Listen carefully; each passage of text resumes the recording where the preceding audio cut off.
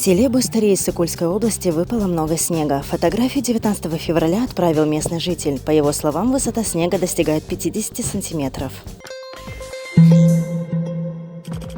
Октябрьский районный суд Бишкека выдворил Эльмира Садыманова в СИЗО-1. Об этом 19 февраля АКИ-пресс сообщили в пресс-службе УВД Октябрьского района. В рамках досудебного производства он будет содержаться 2 месяца в следственном изоляторе. Ранее в прямом эфире на своей странице в Инстаграм Садыманов в негативной форме высказался в адрес уроженцев и жителей некоторых областей Кыргызстана.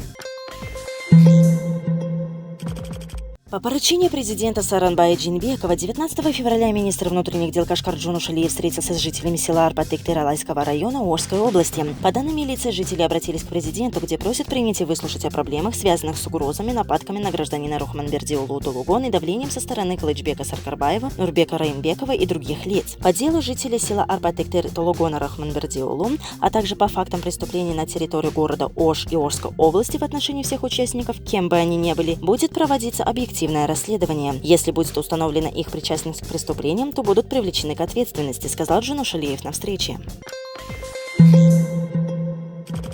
Джугурку Кенеш 19 февраля на своем заседании одобрил освобождение Нургуль Сатыбалдиевой от должности судьи Верховного суда. Представитель президента Курманбек Деканбаев сообщил, что есть решение Совета по отбору судей и заявление Сатыбалдиевой об освобождении по собственному желанию.